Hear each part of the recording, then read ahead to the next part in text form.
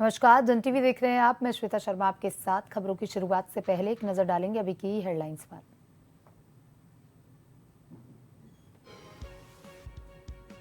PM Modi का Laos दौरा आज दूसरा दिन। पूर्वी एशिया शिखर सम्मेलन में करेंगे शिरकत। 18 देश हो रहे हैं शामिल।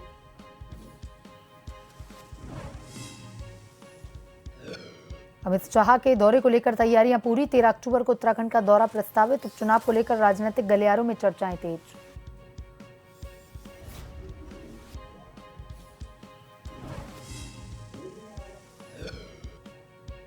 वकील उमेश नेनवाल हत्याकांड में खुलासा। जमीन के विवाद में भाई ने ही मारी थी गोली। हल्द्वानी पुलिस ने आरोपी को किया गिरफ्तार।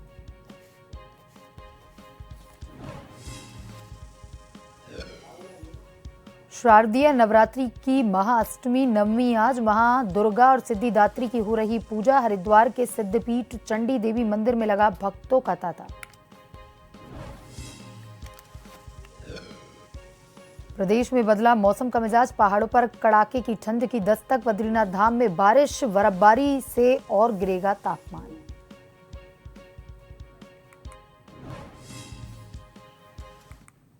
और अब खबरें विस्तार से। प्रधानमंत्री नरेंद्र मोदी अपने लाओस दौरे के दूसरे दिन 19वें पूर्वी एशियाई शिखर सम्मेलन में शामिल होंगे। पूर्वी एशिया शिखर सम्मेलन में आसियान के 10 सदस्य देश और 8 साझेदार देश ऑस्ट्रेलिया, चीन, भारत, जापान, दक्षिण कोरिया, न्यूजीलैंड, रूस और अमेरिका शामिल हो रहे हैं। आसियान, भारत और पूर्वी एशिया शिखर सम्मेलन में हिस्सा लेने के लिए प्रधानमंत्री नरेंद्र मोदी गुरुवार को 2 दिवसीय यात्रा पर लाओस पहुंचे।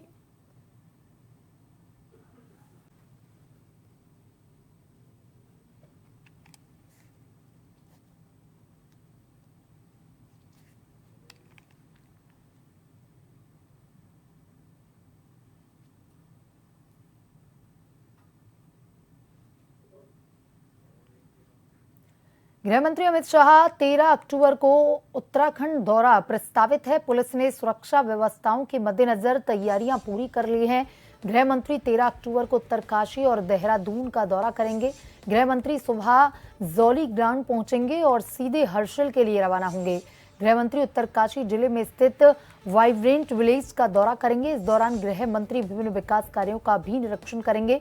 देहरादून स्थित FRI में उत्तराखंड गृह विभाग की अहम बैठक लेंगे। राजनीतिक गलियारों में भी इस दौरे को लेकर के चर्चाएं तेज हो गई हैं। माना जा रहा है कि उपचुनाव की तैयारियों का भी फीडबैक गृह मंत्री अमित शाह ले सकते हैं।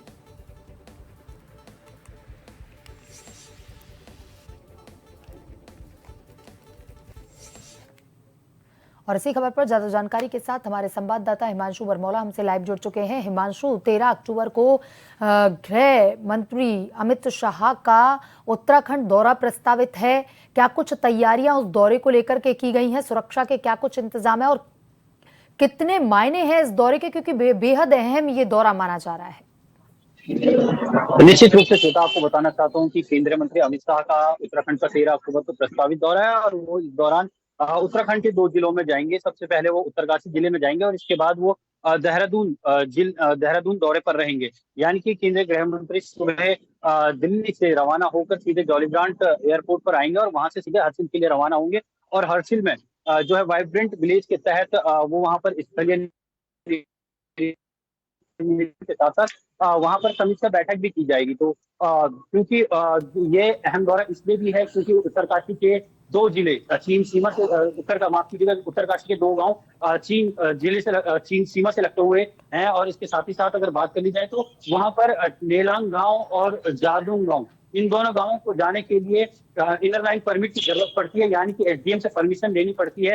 हो सकता है कि इस दौरान जो केंद्रीय गृह मंत्री है वो इनर लाइन परमिट की जो घोषणा है वो कर सकते हैं। यानी कि इसके बाद अगर वो घोषणा करते हैं तो वहां पर इनर लाइन परमिट जाने के लिए किसी भी बिजली की परमिट की जरूरत नहीं पड़ेगी। इसके साथ ही साथ वो वाइब्रेंट विलेज का वहां पर इसके लिए निरीक्षण करेंगे कि किस तरीके से उत्तराखंड सरकार जो है चीन सीमा से, यानी कि जो अंतर्राष्ट्रीय सीमा है उस पर जो पलायन हो चुके गांव है उनको दोबारा बसाने की तैयारी कर रही है, क्योंकि यह योजना केंद्रीय भारत सरकार की एक महत्वपूर्ण योजना भी है। और इस योजना के तहत अगर बात कर ली जाए तो जो सुदूरवर्ती सीमांत गांव है, जो सीमा से लगे हुए गांव हैं, उनको दोबारा से बसाने की प्रक्रिया इसमें की जा रही है। और ऐसे में होम स्टे उत्तराखंड सरकार ने ऐसे में कई घोषणाएं की थी। इसको लेकर जब केंद्रीय योजना ने ये योजना बनाई थी, केंद्रीय जो सरकार है उसने जब ये योजना बनाई तो उसने कुल मिलाकर के कहा था कि वो जो भी सीमावर्ती क्षेत्र हैं उनको दोबारा से बसाया जाए। तो ऐसे में उत्तराखंड की जो सरकार है उससे बहुत सी योजनाओं की घोषणा की थी। तो इसके तहत कहीं ना कहीं वो वहां पर इसके लिए निरीक्षण करेंगे और हर्षिल भी केंद्रीय गृह मंत्री रहेंगे। इसके बाद केंद्रीय गृह मंत्री देहरादून का दौरा करेंगे और देहरादून में पुलिस विभाग के तरफ से जो नार्कोटिक्स डिपार्टमेंट है उसकी समीक्षा करेंगे। नार्कोटिक्स डिपार्टमेंट के तहत उत्तराखंड में एक योजना चलाई गई थी, उत्तराखंड ड्रग्स फ्री देवभूमि योजना। तो इसकी वो समीक्षा बैठक करेंगे और पुलिस विभाग को जरूरी दिशा निर्देश भी देते हुए नजर आएंगे। और इसके साथ ही साथ माना जा रहा है कि वो जो भाजपा के नेता हैं, जो प्रदेश नेतृत्व है उससे भी मुलाकात कर सकते हैं। और क्योंकि उत्तराखंड में अभी केदारनाथ उपचुनाव होने हैं तो ऐसे में उसकी भी समीक्षा की जा सकती है और उसके बारे में चर्चा भी की जा सकती है। क्योंकि जिस तरीके से देखा गया कि जो भाजपा है वो अयोध्या हारी, इसके बाद बद्रीनाथ जो सीट है वो भी हारी, और ऐसे में अब केदारनाथ प्रतिष्ठा का सवाल है। तो ऐसे में कहीं ना कहीं माना जा रहा है कि केदारनाथ उपचुनाव को लेकर भी जो प्रदेश नेतृत्व है वो केंद्रीय गृह मंत्री अमित शाह से मुलाकात कर सकता है। जी श्वेता। जी हिमांशु, तमाम जानकारी के लिए धन्यवाद। उत्तराखंड डाइट डीएलएड बिसिक्चू शिक्षकों के शिष्टमंडल ने हल्द्वानी विधायक सुमित हृदयेश से उनके हल्द्वानी स्थित निजी आवास पर मुलाकात की। उत्तराखंड प्राथमिक शिक्षक भर्ती में उनके साथ हो रहे अन्याय को लेकर के मुलाकात की गई और ज्ञापन दिया गया। विधायक सुमित हृदयेश ने कहा कि उत्तराखंड के बेरोजगार युवाओं के भविष्य के साथ खिलवाड़ भाजपा की आदत बन गई है। पहले भर्ती घोटालों ने युवाओं के सपने चकनाचूर किए, फिर पोस्ट ऑफिस में बाहरी युवाओं की नियुक्तियों से उत्तराखंड के युवाओं को छला। अब प्राथमिक शिक्षक भर्ती में प्रदेश के बाहर के युवाओं को वरीयता देने से फिर से उत्तराखंड के युवाओं के सपनों को चकनाचूर करने का कार्य किया जा रहा है।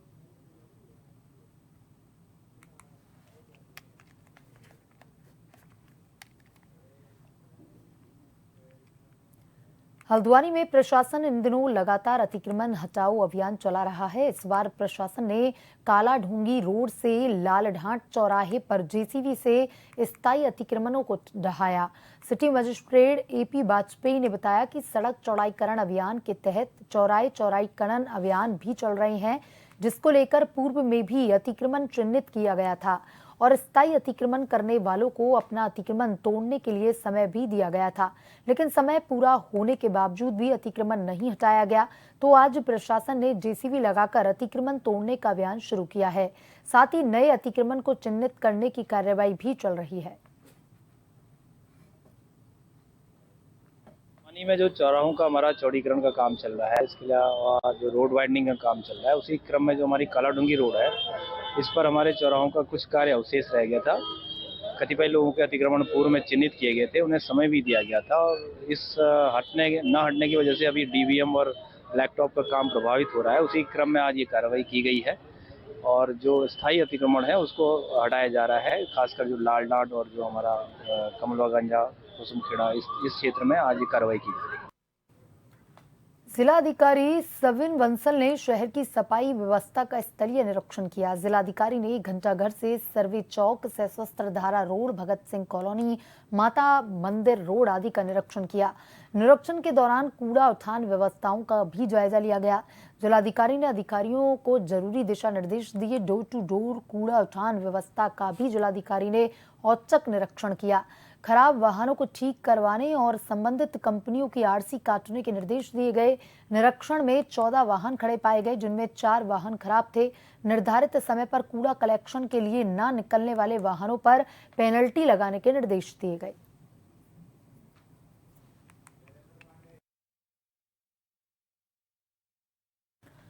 और इसी खबर पर ज्यादा जानकारी के साथ हमारे संवाददाता शैलेंद्र पांडे फोन लाइन पर जुड़ चुके हैं। शैलेंद्र, आज जिला अधिकारी का औचक निरीक्षण देखा गया है, सफाई व्यवस्था का जायजा उनके द्वारा लिया गया, क्या कुछ इस निरीक्षण के दौरान दिखाई दिया?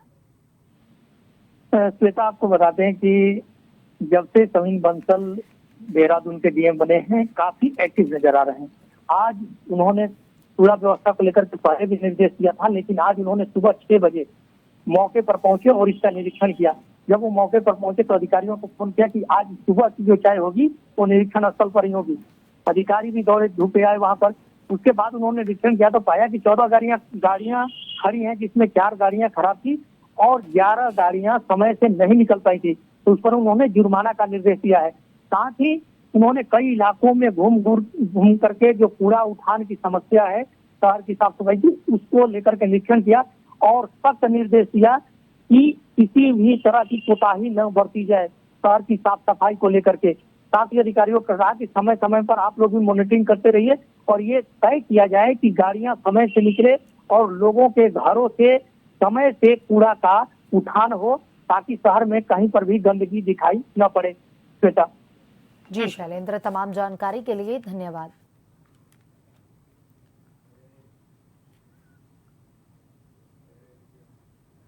हल्द्वानी के कमलुआ गांजा क्षेत्र के रामलीला मैदान में हुए वकील उमेश नेनवाल हत्याकांड का पुलिस ने खुलासा किया। हत्याकांड में शामिल आरोपी दिनेश नेनवाल को गिरफ्तार कर लिया गया है।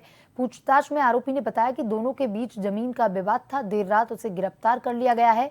गौरतलब है कि पिछले कुछ समय से लामाचौड़ पूरनपुर नेनवाल उमेश नेनवाल और उनके चचेरे भाई दिनेश नेनवाल का प्रॉपर्टी को लेकर विवाद चल रहा था। सोमवार देर रात रामलीला मैदान में उमेश का बेटा परशुराम का संवाद कर रहा था और इस दौरान रामलीला मैदान में रामलीला देखने के लिए काफी लोग पहुंचे हुए थे। करीब 11 बजे उमेश और उनके चचेरे भाई दिनेश के बीच मामूली कहासुनी हुई। इसके बाद यह विवाद में बदल गई। तभी दिनेश ने तमंचा निकाल करके उमेश नेनवाल पर फायर झोंक दिए और हत्या आरोपी मौके से फरार हो गया। मौके पर मौजूद लोगों ने घायल उमेश को सेंट्रल अस्पताल पहुंचाया, जहां चिकित्सकों ने उसे मृत घोषित कर दिया। पुलिस ने मामले का खुलासा करते हुए हत्या आरोपी को गिरफ्तार कर लिया है।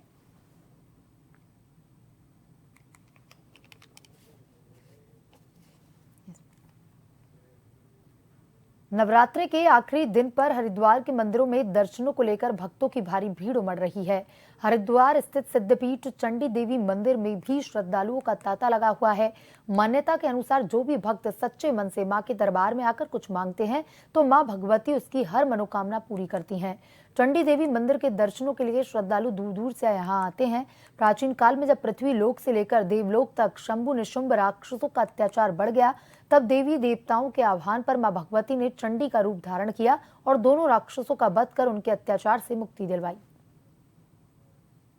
जो है अष्टमी और नवमी एक साथ आ रही है और ये सबसे दुर्लभ जो है योग बन रहा है भगवती का, क्योंकि भगवती की जो कथा है उसमें भी सबसे यही बताया गया कि जो भी अष्टमी, नवमी और चतुर्दशी, जो चंडी चौदस के दिन इस स्थान पर माँ भगवती के नील पर्वत पर विराजमान जो माँ भगवती माँ चंडी देवी जी है, उनके जो दर्शन करता है उसे विशेष फल की प्राप्ति होती है।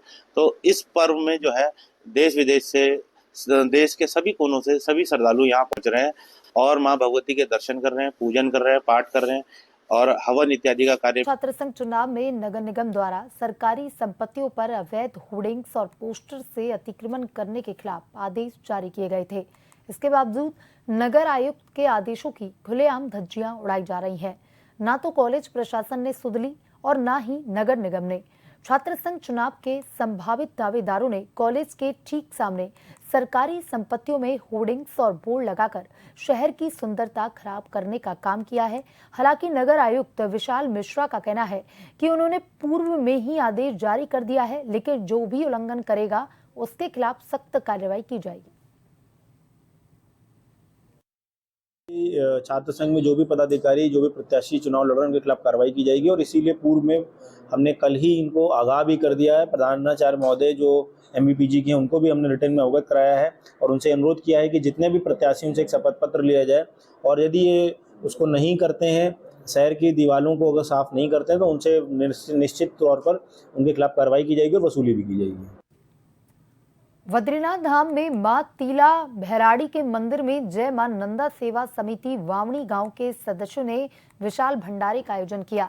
इस अवसर पर जय मां नंदा सेवा समिति के सदस्यों ने विशेष पूजा की। सभी तीर्थयात्रियों को महाप्रसाद के साथ साथ भंडारे की उचित व्यवस्था की गई। बता दें कि हर साल बद्रीनाथ धाम की देवी मां तीला भैराड़ी के मंदिर में विशेष पूजा होती है।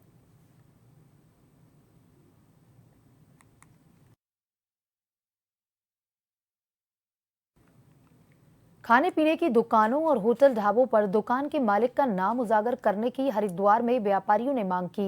व्यापारी नेताओं ने प्रधानमंत्री नरेंद्र मोदी के नाम सिटी मजिस्ट्रेट को ज्ञापन सौंपकर संसद में इसके लिए कानून बनाए जाने की भी मांग की। व्यापारी नेताओं का कहना है कि कुछ पिछले दिनों से खाने पीने में आपत्तिजनक चीजों की मिलावट कर बेचे जाने के मामले सामने आ रहे हैं। इस पर कानून बनाना चाहिए और हर होटल ढाबों पर उसे चलाने वाले की पहचान उजागर होनी चाहिए।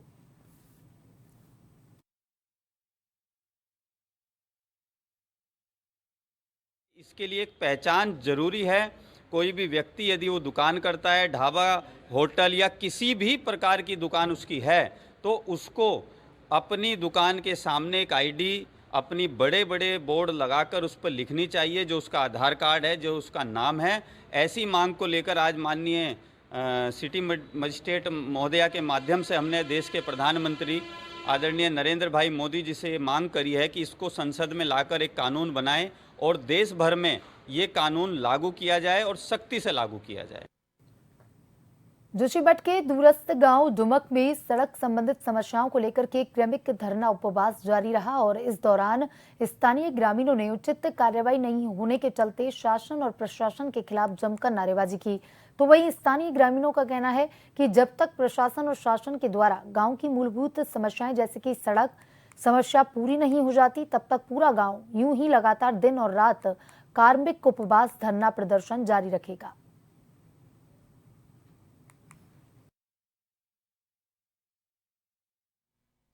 हमारे धरने को 17 दिन हो चुका है। शासन और प्रशासन की तरफ से हमें आश्वासन नहीं दिया जा रहा है। हमारी सड़क जब तक कार्य शुरू नहीं हुआ तब तक हमारे ये धरना जारी रहेगा। उत्तराखंड में मौसम का मिजाज अभी भी गर्म बना हुआ है। हालांकि सुबह शाम गुलाबी ठंड गर्मी से राहत दे रही है, लेकिन फिलहाल बारिश न होने से दिन के समय तापमान बढ़ रहा है। बद्रीनाथ धाम में गुरुवार को ही बारिश और बर्फबारी ने ठंड बढ़ा दी। धाम में कड़ाके की ठंड पड़ने लगी है, जबकि मैदानी क्षेत्रों में चटक धूप खिलने की वजह से गर्मी हो रही है। उत्तराखंड में मौसम अपने अलग अलग रंग दिखा रहा है। मानसून की विदाई के बाद से बारिश नहीं होने से नमी खत्म होने लगी है। लोगों को पोस्ट मानसून की बारिश का इंतजार है, लेकिन मैदानी क्षेत्रों में पोस्ट मानसून की बारिश न होने से तापमान पर असर पड़ रहा है। आने वाले कुछ दिनों तक बारिश होने के कोई आसार नहीं है।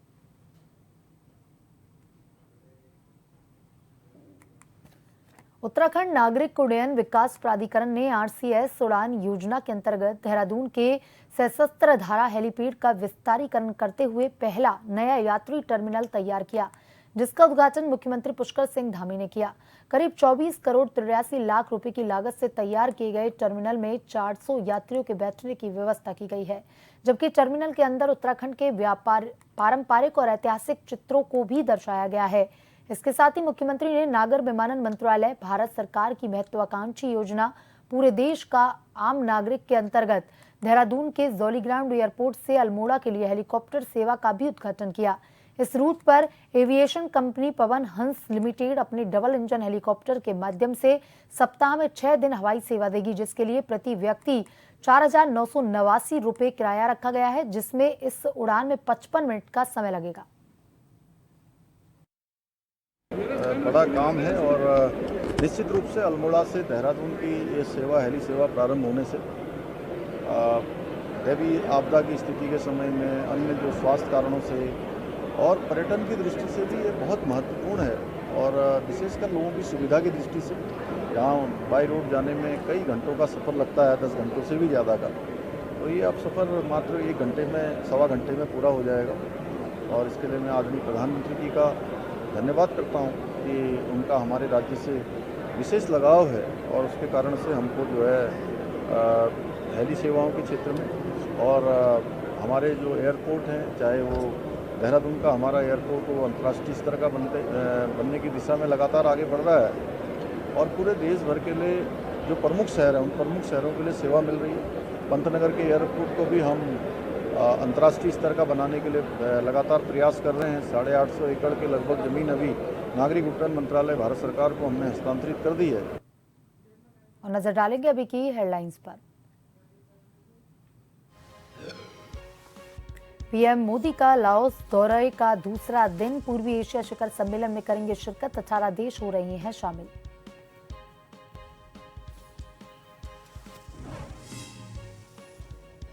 अमित शाह के दौरे को लेकर तैयारियां पूरी, 13 अक्टूबर को उत्तराखंड का दौरा प्रस्तावित, उपचुनाव को लेकर राजनीतिक गलियारों में चर्चाएं तेज।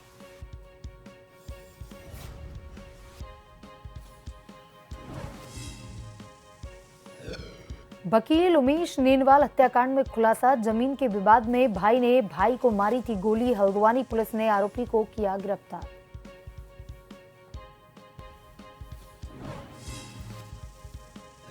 शारदीय नवरात्रि की महाअष्टमी नवमी आज, मां दुर्गा और सिद्धिदात्री की हो रही पूजा, हरिद्वार के सिद्धपीठ चंडी देवी मंदिर में लगा भक्तों का तांता।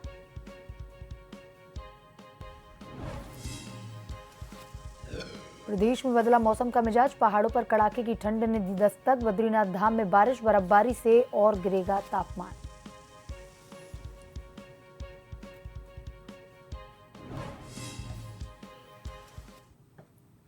बुलेटिन में अभी तक के लिए इतना ही। बने रहिए जन टीवी के साथ। नमस्कार।